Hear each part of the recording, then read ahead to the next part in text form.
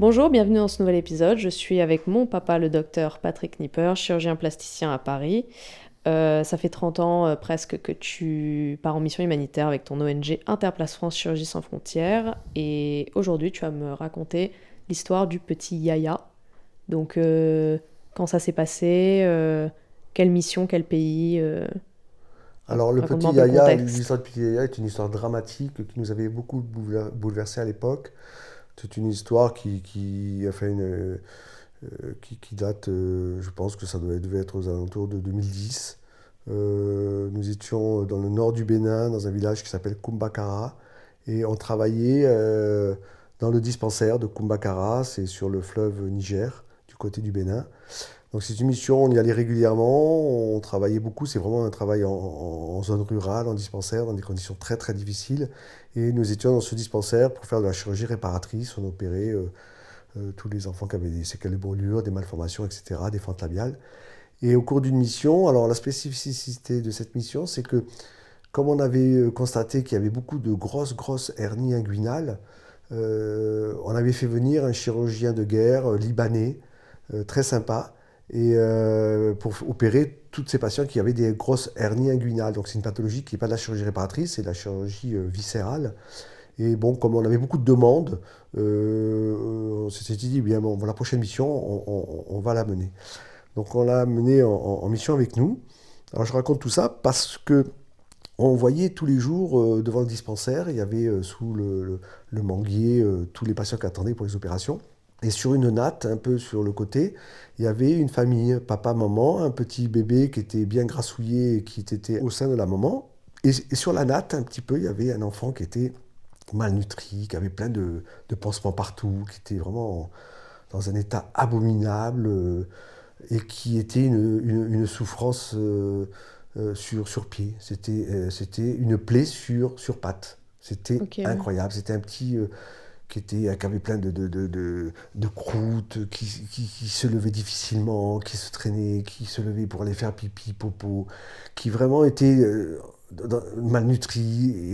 Et on le voyait, on l'observait un jour, deux jours, trois jours, quatre jours, au bout de plusieurs jours, avec le chirurgien viscéral, on se dit, mais... donc je vais voir la famille, c'était une famille Peul, et je comprends que bon, c'était l'enfant de la famille, mais personne s'en occupait. Et on voit qu'il était en train de mourir, quoi. Alors donc nous, un jour, on a pété un câble, on est allé... et puis on ne comprenait pas pourquoi on ne nous l'amenait pas en consultation pour les opérations, etc. Donc un Ouais, il était là à jour, côté en il fait. était là, il était là dans un coin. On ne nous le présentait pas, Ouais. on ne l'apportait pas, etc. Alors on soignait plein d'enfants, etc. Puis un jour, on va sous l'arbre, derrière le manguier, on va prendre cet enfant, on l'amène au bloc opératoire, je m'aperçois qu'il avait des plaies partout, il était vraiment dans un état mais abominable. Je demande à l'anesthésiste de me faire une petite anesthésie. On le nettoie avec de la bétadine. On lui fait des pansements sous anesthésie. On lui fait des pansements. Je lui fais des pansements spéciaux pour les brûlures, etc. Il était dans un état mais abominable. Et puis on lui met une perfusion, on le rénutrit, on commence à lui passer plein de vitamines, etc. Ensuite, tous les jours, on lui a apporté des solutions spéciales pour le rénutrir, etc. Et le gamin, en 2, 3 jours, 3, 4 jours, avait repris un peu de poids. Il était avec les pansements, parce que tous les jours on lui faisait ses pansements. Il était devenu. C'est incroyable. Il y avait une transformation qui était spectaculaire, Ouais. etc. Et 4 jours, 4, 5 jours après, on voit arriver le chef du village qui nous engueule. Qui nous engueule. Donc le chef du village, je le connaissais bien. C'était avec lui qu'on travaillait pour ça. Hmm.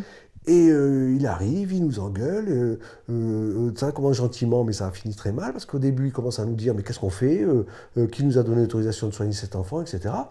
Alors bon, moi, qui ai un peu l'habitude d'Afrique, j'ai pris toutes les précautions pour lui expliquer qu'on n'avait pas fait grand-chose, on avait simplement fait les soins, etc., qu'on ne voulait pas faire plus que ça, de Hmm. manière un peu diplomatique.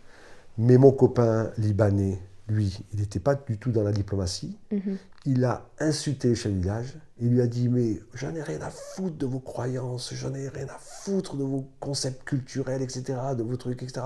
Moi, je suis venu ici pour soigner, ça fait tous les jours que j'opère des vieux, j'opère des gens, etc. Là, je vois un enfant qui est dans cet état-là, c'est insupportable. Si vous ne voulez pas qu'on l'opère, vous n'avez pas qu'à nous le laisser dans notre champ visuel. Vous nous le mettez sur une natte tous les jours devant le dispensaire. Comment veux-tu qu'on ne voit pas cet enfant? On est des médecins, on est là pour soigner. On n'en a rien à foutre de tes conceptions culturelles, africaines, etc. Moi, j'ai un enfant qui est malade, je le soigne. Si tu veux pas qu'on le soigne, t'as qu'à l'enlever du dispensaire, t'as pas qu'à le mettre sous mes yeux. Moi, je le vois, je le soigne. C'est comme ça. Gros incident diplomatique. Mon Dieu. Gros incident diplomatique parce qu'on était quand même dans un village, Bah oui. sous l'autorité du chef du village, et on travaillait dans son dispensaire, etc., etc. Donc là, crise diplomatique, etc. On se fait engueuler, etc., etc. Donc ça finit très très très mal. Et moi, évidemment, étant le chef de la mission et étant ma mission, je suis obligé de gérer le problème et d'aller voir le chef du village pour lui expliquer un petit peu. Alors je vous fais l'histoire très courte. Hein. En fait, on avait raison et on avait tort. Donc tranquillement avec le chef du village, il m'a expliqué pourquoi on avait raison et pourquoi on avait tort. On avait raison parce que nous, on est des médecins.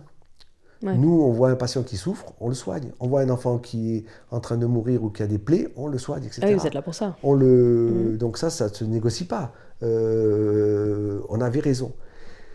Mais lui, le chef du village, nous a dit, c'est très bien, ce que vous avez fait, c'est très beau, c'est honorable.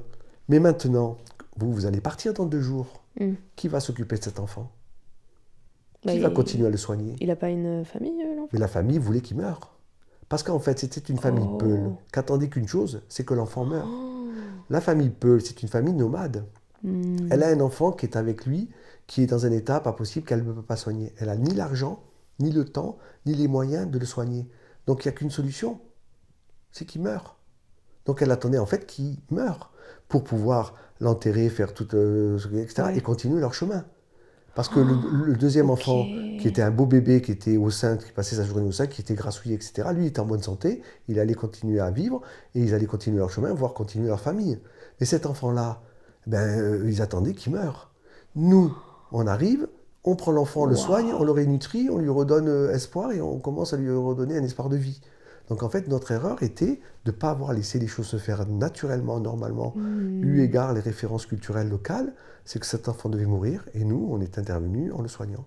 Et donc on a, d'après le chef du village, très très mal agi, parce que quand on allait partir, on ne serait pas là pour continuer à le rénutrir, on ne serait pas là pour le prendre en charge, et cet enfant n'avait fait que retarder l'échéance du décès de cet enfant. Donc on s'était fait plaisir en tant que missionnaire, on avait soigné un enfant, mais dans le processus médecin, local, etc., etc. Donc c'était une très très grosse leçon pour moi de philosophie qui fait que parfois de soigner, c'est pas toujours positif. Et parfois, quand la mort est programmée, il vaut mieux la laisser. C'est entre guillemets tous les problèmes que nous on a en France qui est sur l'acharnement thérapeutique, etc. Mais pour nous, en tant que soignants et en tant que médecins européens, c'était insupportable de voir cet enfant dans cet état de souffrance. Ça devait être horrible. Donc c'était horrible, horrible. Et nous, on n'a aucun regret d'avoir fait tout ce qu'on a fait. On a laissé de l'argent, tout ce qu'il fallait pour renutrir, donner à manger, etc. Et puis, malheureusement, on a dû partir. Mais quand on est parti, qu'est-ce qu'a décidé, qu'est-ce qu'a fait le chef du village, qu'est-ce qu'a fait cette famille Peul? Qu'est-ce qu'il est devenu de cet enfant? On n'a jamais plus de nouvelles, aucun retour. Et je crois que c'était un sujet qui était tabou après dans nos relations et qui fait que ça avait mis un froid. À la fois, je pense que le chef du village, qui avait quand même une connaissance européenne, avait compris notre attitude, mais il voulait nous expliquer notre comment ça faute. fonctionnait là-bas. Et c'est vrai que sur un point de vue culturel, social, local, etc., c'était peut-être une faute. Mais sur un plan aussi, lui, il avait aussi, le chef du village, eu tort de nous mettre en présence de ce cas. Parce qu'en tant que chef du village, il aurait dû comprendre qu'une équipe européenne raisonne comme ça. Donc je ne pense pas qu'il nous en ait voulu. Il n'y a pas eu de suite négative pour nous, etc. Et sur le moment, ça a été très très chaud. Grosse leçon pour nous, et puis grosse déception aussi. Mais en fait, on a appris que parfois, l'invisible était plus fort que le visible, et ça a été une grosse leçon ethnologique pour nous.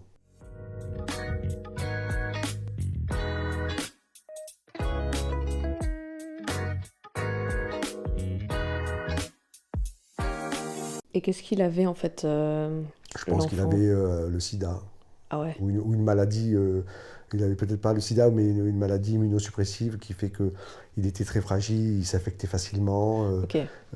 On n'a pas eu de vrai diagnostic, mais Hmm. il était très fragile. Et puis pour avoir autant de plaies comme ça qui s'infectaient, il devait avoir une immunosuppression quelconque, que ce soit une maladie hématologique ou autre. Et puis comme on ne peut pas faire de prise de sang, etc., je ne sais pas, Hmm. peut-être qu'il avait simplement quelque chose de plus simple, mais il avait Hmm. un pronostic qui était dans ce cadre-là très... Et puis là, je te parle de ce patient-là, mais imagine qu'on est sur les berges du fleuve Niger, au fin fond Ouais, du Niger et du Bénin, dans des endroits où tu n'as pas un Doliprane. Donc, tu ouais, n'as même pas de quoi nettoyer une plaie, quoi. Donc, le ouais. pronostic, de toute façon, pour cet enfant était terrible. On a fait une erreur, mais bon, on a essayé de réparer notre conscience, au moins. Waouh. Oh waouh, ok, mais c'est fou ça, hein, comme histoire. Ouais, C'est il y a été une incroyable. histoire triste, Et en fait, la famille, ils attendaient qu'il... qui meurt. Ils attendaient qu'il meure.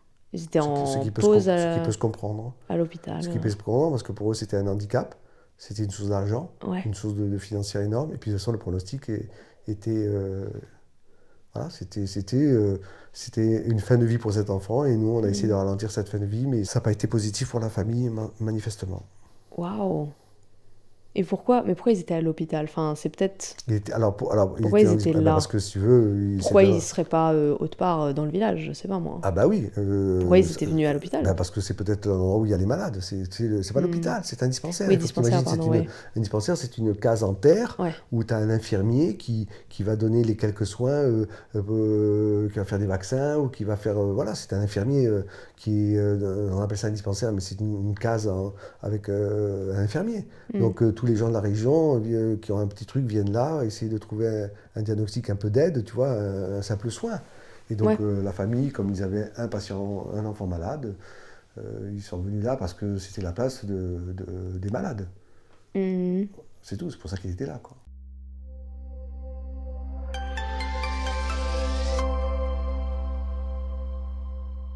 Merci d'avoir écouté. J'espère que cet épisode vous aura plu.